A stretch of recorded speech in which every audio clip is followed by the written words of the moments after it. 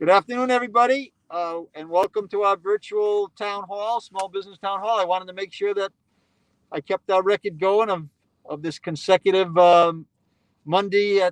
Tuesday at noontime for talking about small businesses. I'm in a car right now in Providence, ready to get my vaccination at the Dunk Center with my wife Susan. We went online and reserved our spot, and we know that I did a tour here the other day, and it's really well run by General Callahan, National Guard, and so we're really pleased about the progress we're making, getting vaccinations out to everybody. And as the supply increases, we encourage everybody to make their reservations, as we have done as well. I did vote earlier today, so I got my voting things on the bond. So if you get a chance to go out, vote your pleasure, but get out and vote. And which I support the bonds, because I think that as governor, I'll be able to manage those in a way that really is very good for our state. So today I want to just say thanks for everybody tuning in. We're going to continue these Tuesday noontime broadcasts, and continually talk about the small businesses. And as I have all the time in the last several months, talked about education and our need to make sure that we focus on the learning losses that are happening, both in the regardless of the income levels, regardless of your minority, non-minority, whether you're in a public school, a private school, a charter school, whether you're a boy or a girl in our state right now. We got to make sure that we're intentional about picking up on the learning time that we're losing. And I want to just thank all our guests that have been on. I know Mark Hayward is there, Liz Tanner's there in terms of DBR, Mark with SBA, Stephen Pryor with Commerce, and Matt Weldon with the DLT, along with our core group of small business people with ARI smallbusiness.org. So I'll be back next week, and if everything goes well, I'll be back as the governor, and looking for everybody, working with everybody, and keeping everybody's support to make sure that Rhode Island is this great place we live in.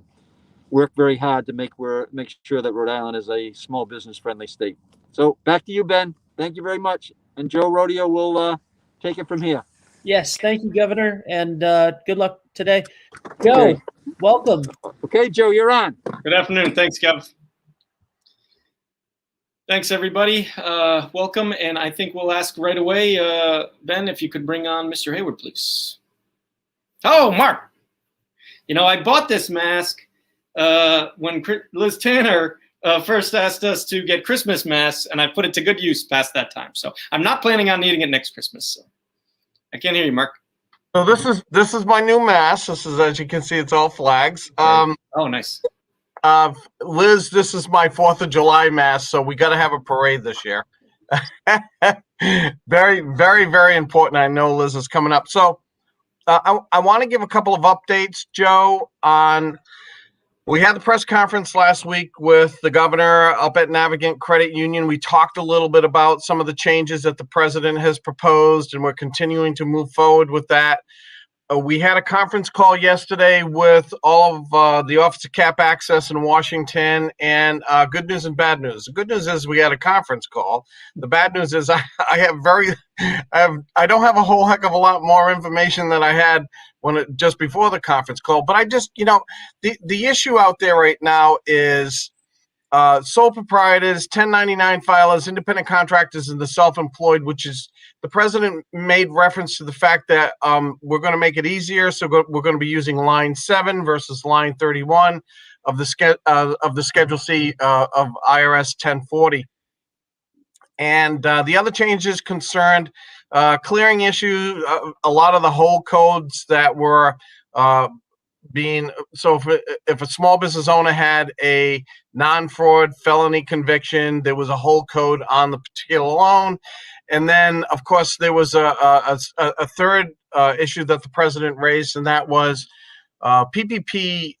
You could not get a PPP loan if you were behind on your or were not making payments on your student loans, and that, for the most part, is being set aside for this round of PPP.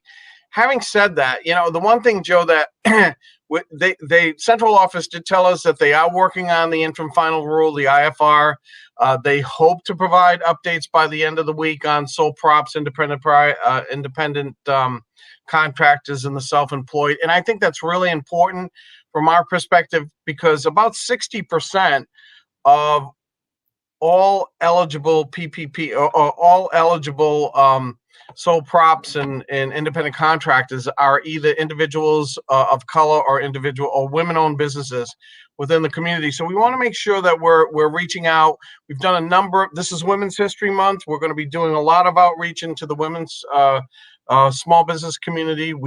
Last month was Black History Month, and we did a number of seminars, both in English and in Spanish, as well as to the African American community and the communities of color. And the thing that we just, for people who are listening, we want to make sure that if you are going to apply for the PPP and you are a sole prop or an independent contractor, don't submit the loan yet. I am sending out an email to the lenders saying, please don't submit the loans as of yet, because we want to make sure that these small businesses are taking advantage of the new rules, and we really don't know what all of the rules are as of yet. Secondly, if you have submitted your application and the lender has approved you, don't close the loan. Don't accept the funds yet. And we understand that there's a 10-day rule here where they have to disperse. And I understand that, but in order for you to be eligible for the new calculation methods, that loan cannot be funded. If the loan is funded, it cannot be reversed. So we're kind of telling people, hang on just a little bit longer so that we can get all of this message out, Joe. I realize that this is probably not the best way, but I can only give the information that is provided by central office. So the other thing I want to highlight, we talked about it at the governor's press conference at Navigant, and that is 26,000 loans have been done in the state of Rhode Island for over $2.5 billion that are going to be forgivable. Yep. And I just think that that's such an incredible number of forgivable loans in infusion. And I've said this is a liquidity issue. You've heard me say that 1,000 times, and it is. And I mean, we want to continue to do these loans. We realize that we're authorized through the end of March, and we're asking people to have a little patience here. I'm hearing from people from seasonal communities. I have a number of questions that I've sent to Washington about seasonal businesses and how there is some tweaking that needs to go on. But I will tell you that we're doing really well. We're well over 700 million, and we're over 8,000 loans, Joe, just for this second round of PPP, and that's all good. That's good news, Mark. Thanks. Yeah, and one of the things that's happened during this pandemic is how uneven it's been between the small businesses. You've seen how the Home Depots, the Amazons, the Walmarts have done. And I think one concern out there, as the savings rate ticks up for a lot of folks and money is distributed, is if these small businesses aren't open in that capacity when people get vaccinated, like the governor's doing right now, and this cash comes off the sideline, they need to be able to participate, and we can't keep having the haves and the have-nots. So you're right, it's a liquidity issue. If you haven't already applied, obviously take Mark's advice on the timing of that, but get your application ready. It's important to get this money into Rhode Island so that our small businesses are ready to participate with this swale of cash that is. Absolutely. And it's funny because last week I was sitting in the parking lot waiting to go in and have my jab shot. This week it's the governor's turn. And I said this at the press conference, and I really and truly mean it. Dan McKee, Lieutenant Governor, soon to become governor, and Dan and I have known each other for a long time.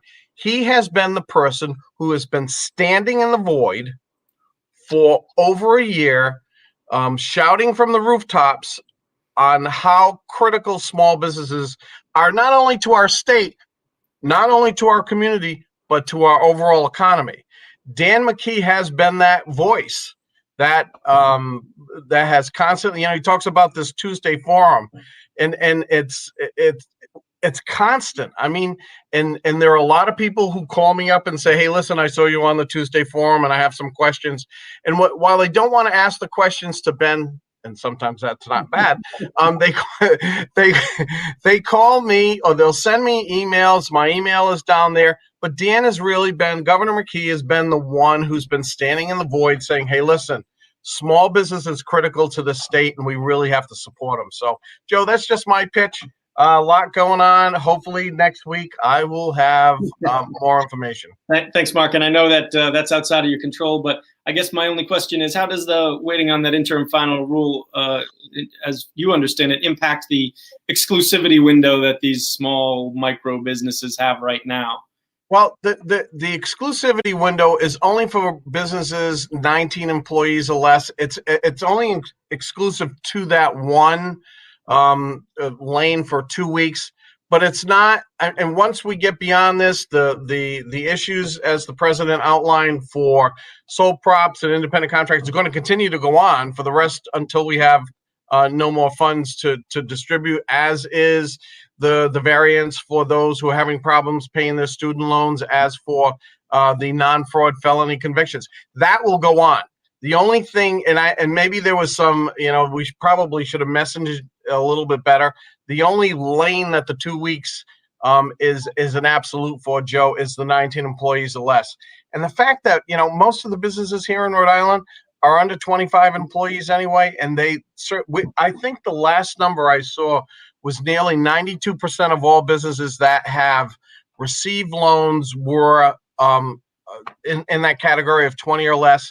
And 22% of those who have received loans are in the hospitality industry. Wow. NAICS code 72. Thanks, Mark. All right, great. Ben, anything? Nope. Thanks, Mark. Thanks, Oh, thank you, Ben. That's great. Appreciate Thanks, it. Mark.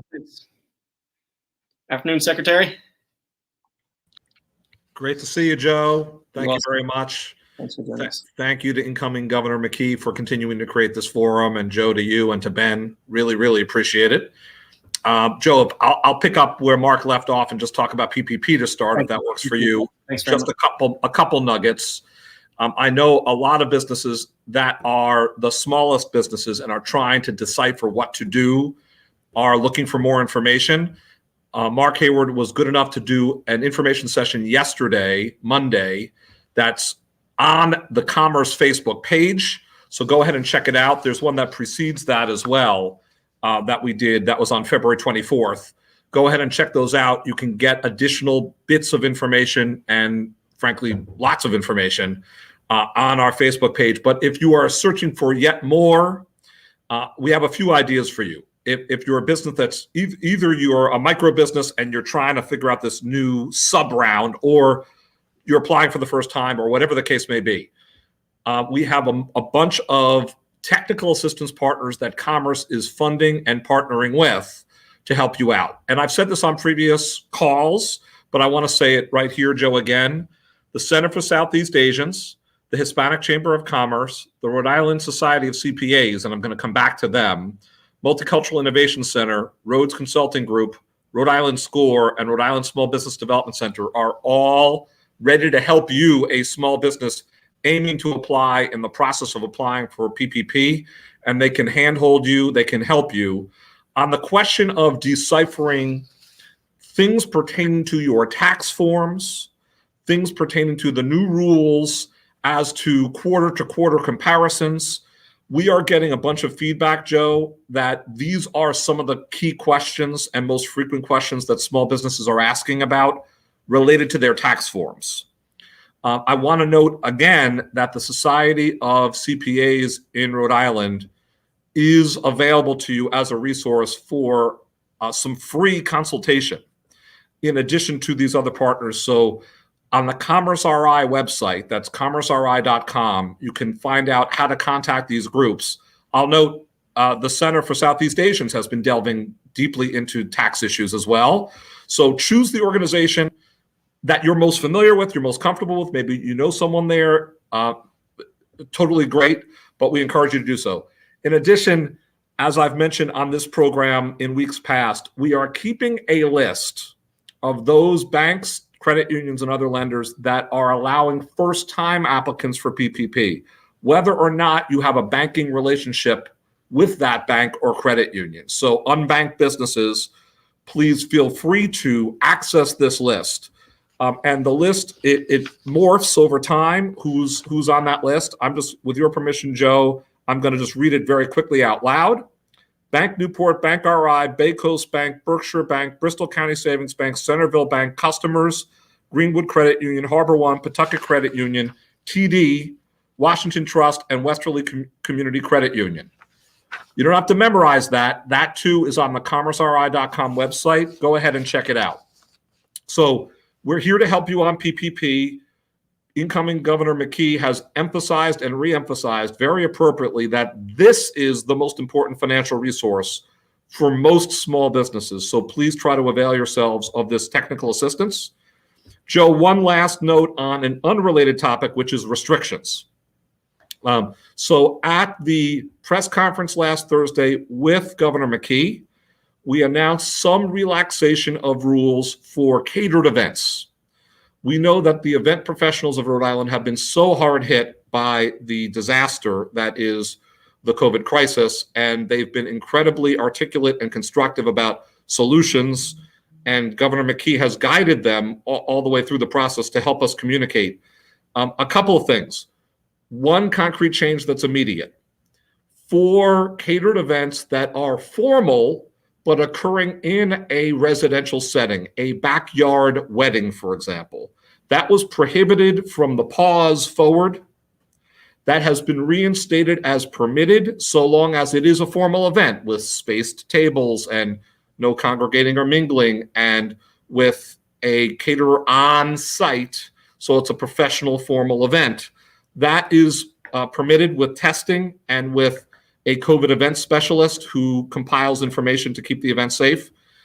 That is now permitted, a residential setting event. So all those in the event business know that if you follow those rules that I just quickly summarized, you can do it. And very last bulletin, Joe, under this headline of catered events, on Thursday we announced that in April we expect to move to 100 people gathered indoors and up to 150 people gathered outdoors for catered events, the kinds of events that include weddings. For those events, 100 in, 150 outdoors, for the purpose of planning. We've announced that in April we do expect that. For more precision, this was not part of the Thursday announcement. We aim to authorize such larger numbers by April 10th. That would be when that would start. So if you wanted more information, check out the Q&A on the reopeningri.com website, reopeningri.com. But we're trying to enable event planners to, in fact, plan, Joe. It's reasonable to enable planning for events in the future. We do hope to continue evaluating our rules, not just in this category, but very much in this category of catered events, but across categories as well, and to offer more relaxation within what's reasonable in the public health context under Governor McKee. Thanks, Secretary. Really appreciate that. And you raise a great point, which is, it might be easy last spring to shut things down, but for these businesses to be ready, they have to at least know what the plan is. Even if the plan ends up getting delayed or accelerated, they've got to be able to start planning for it now. So appreciate your work in that. And I just want to say, while we're sitting here, went to commerceri.com myself. It's really easy. If you're looking for, you can see the words PPP right on the top. You click on it.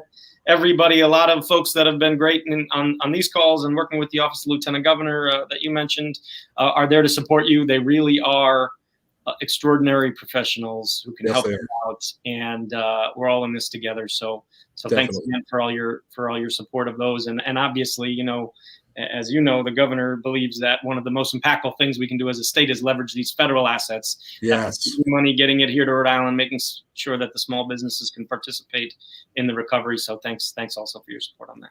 Thank you very much, Joe. Thanks for everything you're doing during the transition and for this forum. Thanks, Secretary. Ben? Appreciate it. Yeah, I'll just ask one quick question. With new PPP changes, will I need to reapply if I wasn't approved before? So I think we'd have to understand the exact specific scenario. Would you need, if you were not approved, there is a possibility that you would be eligible under the new rules. There are 3, 4, 5 different possibilities there. So I would say, frankly, that business who's asking that question is a great candidate for a technical assistance provider. Make that phone call. Yes. It would depend upon the exact scenario, obviously. Thanks again, Secretary. Thank you, Joe. Thank you, Ben. Great day. Appreciate it. Oh, Hello there. all right, Director. Here we go. Yeah. I got smile on here. Everybody needs to smile. Sun is out. Might be windy, but it's a beautiful day. Yes. Good to see you, Joe. You too. Thanks for joining us. So, it's been a great day to talk about PPP, right? So there's a lot of questions. I was looking at the chat. There's a bunch of people who are kind of saying, where do I go? Where should I start? And so I'm letting you know about a program that's being offered by the Rhode Island Society of CPAs. Melissa Travis, their amazing president, she has come up with I believe, only in the country program where they're offering free accountant assistance to answer all of those questions, right? So I believe Shay or Ben, you're going to put something up on the screen, but it's not just for entities, for corporations and LLCs, it's for sole props as well. And so there's an event coming up on March 31st, the PPP program ends. So you've only got a limited amount of time to get this information and get all the answers that you need. But again, I'm letting you know about the Rhode Island Society of CPAs. The website is there on the bottom. It's a free program where you can get free accountant assistance to figure out how to fill this out. Because as we all know, this is super complicated. It's very confusing for many people, especially if accounting and doing the books is not your thing. We really want you to try to reach out and get some answers so that you know what you qualify for. Because if you deserve and can get this dollar, you should do it, right? So if you're just not sure and you're not sure where to get your answers from, just reach out to these folks and they'll try to help you. So that information was on there, but that's the Rhode Island Society of CPAs. You can always look up on the website and try to get some free assistance for them. So that's something that I'm going to try to do, as our COVID numbers are getting a little bit better, making sure that you're aware of all the programs that are out there for small businesses. So again, not just for corporations and LLCs, but for sole proprietors as well. So very excited to offer that program. So that's what I have to do this week, Joe. Thanks, Liz. Appreciate that. And yeah, the goal should be that no small business doesn't participate in the program for confusion or fear or lack of resources. So it's great to hear that they're offering that assistance. Every business we can get those funds into will really benefit the whole state and the economy. I saw a tweet on Twitter yesterday. The Lieutenant Governor McKee was at the Duncan Center, and he said, Rhode Island runs on small business. And you know what, it's totally true, right? So whatever we can get is great. So I love that kind of advocacy for our small businesses. Yes, thanks, Liz, and thanks for all your hard work in a tough time to make sure that, everybody knows that they can still go out and that you're keeping an eye on making sure that there's safe environments to continue to access our small businesses and support them. Ben, are there any questions for Liz today? Nope. Hey, Liz. No questions today. Thank you. Thank you very much. We'll see you next week. Well, hi, Matt. Hello there. Good afternoon. How are you? I'm doing well, thanks. How about yourself? I'm pretty good. Okay. Pretty good. Liking this new office. That's good. Let's socially distance in there a little bit. Yeah. So let me just update on where we're at with the Pandemic Unemployment Assistance Program, because I know a number of people that participate in these sessions are either have been on that program or are currently on it, or know people that are and have questions. That program has what I call two qualifiers. One is it has to be active. And initially it was turned on last year in April or so, and it was on until December. Then through the Continued Assistance Act, they kept the lights on, and the program is running in through March 13th for people that are collecting payments. And if you are collecting as of March 13th, you can keep collecting until April 10th. You cannot file after March 13th for that program. So it's like a strange two-step trigger off. But March 13th, the program is off unless you're currently collecting, and then April 10th. The other issue is there's a total of 50 weeks that you can collect from the very beginning of the program until now. So for people that filed at the beginning, I think Rhode Island was the first state in the country to go live with that program around April 7th of 2020. We then backdated claims to the first week of March. Those people are hitting their 50th week this week. Some people will hit each week going forward. The challenge that we have is that the certification system where you request a payment will tell you your payment was successful. So you should know it went through if you got that message. But there are no more weeks going forward. And if you're in the pandemic program, unfortunately, it's a 50-week program and you've collected all of them. I'm telling everyone, try certifying the following week anyway. Don't call during the week because there's nothing we can do. We can't add weeks to the program. The federal government sets those terms. But try certifying the next week. Because if, for instance, you had another week or two and the system somehow told you didn't, we'll get you paid. If the federal government adds weeks in the next few days, we'll get you paid. So go ahead and certify. I've said that a number of times to just keep swimming, just keep doing it. Certify on Sunday. If you get a message on Sunday that your social security number can't be found, that means you're out of the payment file and you don't have more weeks. Unlike regular unemployment, you really can't refile a pandemic claim because it's a 50-week program. Now, if you had subject wages, regular W-2 employment, mingled in there throughout the years, maybe you could establish a regular unemployment claim. So if you want to file for that, that's okay. But I'm just trying to set expectations that that pandemic program for gig workers, for self-employed folks, for people that don't qualify for regular unemployment is limited to 50 weeks. All of that said, Congress seems to be moving on an extension. If that happens, I think it looks like it's going to go from 50 to 74 weeks. Okay, that will add 24 more weeks in, which is great. And then we'll keep you paid for the next 24 weeks. That's it. Is that extension concurrent, Matt, with the planned August, extending through August that I read about? Is that roughly? Yeah, so but it looks like, again, it's a two-factor test, right? Yes. One thing is that August is the existence of the program, and your total weeks would go to 74. Yes. Thanks, Matt. Sure. Appreciate that. And thanks for, you've been very taxed this last year, and I know that the work's important, and Rhode Island's lucky to have you. So thanks for all the long days you've had. Ben, is there anything for Matt? I actually have a question for Matt for a clarification on that for the pandemic unemployment.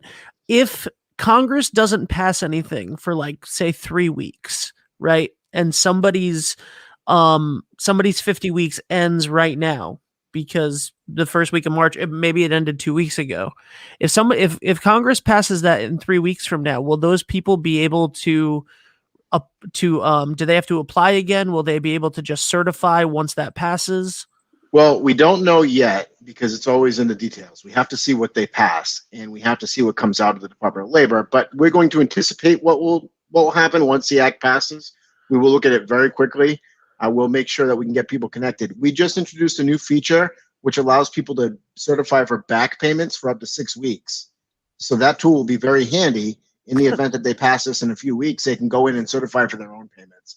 We know who these people are. We have a way to email everyone. Just pay attention to your email address. If you don't have one in your claim, you should add one. Please do. It's a great way to communicate with us. You can always call us at 415-6772. I would say call many times, call late in the day, call Saturday morning. Yesterday, almost 1,200 unique individuals that we helped. Keep trying. But if it's general questions, check our website. See if you can get the information without calling. It'll be less aggravating for you. It will allow us to focus on other people that need help getting their payments. Thanks very much, Matt. And thank you. I certainly can attest to the fact that as soon as a bill is passed and guidance comes down from the DOL, that you all will be on top of getting that, putting it on the website, circulating it. So everyone should rest assured that as soon as you know that the information will be available. Absolutely. Thank you. Thanks, Matt. Appreciate it. Well, I guess I'll be... You did it, Joe. That's it. You did it. I'm so proud of you. I think you have a future in hosting. Thanks, man. If the whole law thing doesn't work out. Yes, appreciate it. All right, great job. All right, thanks, Ben. And thanks to everybody for tuning in. I will have the pleasure of giving the closing remarks today, I suppose. When this town hall really started as a conference call, myself, the governor, his staff, and putting that together, there were maybe 15 or 20 businesses with questions on changes to federal law updates, what programs were going to be available, and it's grown into this. So just thanks to everybody that has seen the value and participated. I hope that you found some value provided in it. And while the governor is committed that the program will continue to go on, this is likely to be my last day involved. So just want to say thanks to everybody, and I'm sure the governor and his staff in the governor's office will continue to provide all the value and resources that you need in making sure that small businesses are a priority as we reopen the economy and continue to recover. So thanks, everyone.